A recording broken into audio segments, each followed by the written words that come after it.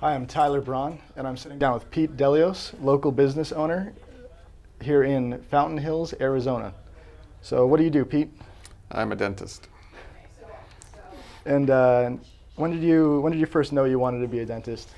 My uncle was a dentist, and when I was in high school, I went to his office and watched him work, and I was interested in sciences and things. I thought that looked like a good profession, so I decided in high school I was going to do it. Right, and then you followed through, and here you are. Did all my pre-dent requirements in 3 years and got into dental school in 3 years. I actually cut a year off, so got done in 7 years instead of 8.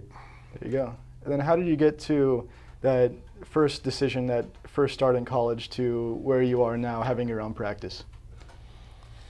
Well, I started working for other dentists, and I had a group practice for a while too, where I worked with lots of other dentists and gained some experience. Mm-hmm. And then finally decided to open my own. I actually bought a practice, so bought this one a little over 20 years ago. I see. What was the hardest part about building this up?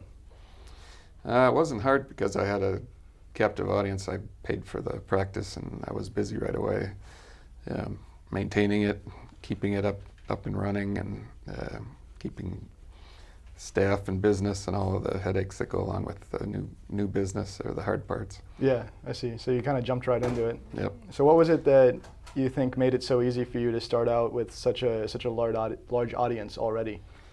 Part of it was there was only 2 dentists out here, and there were two practices, and I bought one of them, and so I was busy right away. That'll do it. Supply and demand, right? Yeah.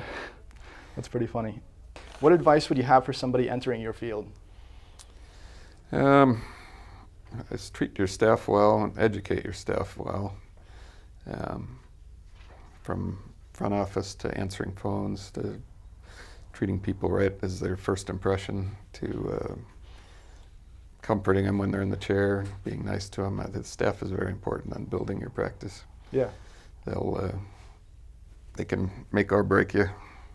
So that'd probably be my biggest advice. Gotcha. What would you say would be some of the key components to treating your staff well, to treating people well in general, maybe? Basically treat them like you'd want to be treated. I guess the golden rule. Same with your patients. Try to treat them like family. What do you think is some general life advice that you think would lead somebody to success? And probably the biggest one is personal skills and interactions with people. You can be the smartest dentist in your class, and if you can't get along with people, you're not gonna make it. So if you can make people feel comfortable, same with in sales, if they like you, they tend to buy.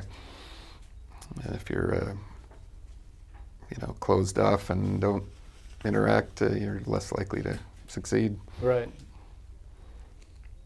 So you'd say really that's the key component to running a successful business, is just dealing with people? Yeah, that's motivating your staff is important too. A lot of it's luck too, and market timing. Mm-hmm. If you were somebody working for Kodak right before digital film came out, you'd be out of luck. So yeah,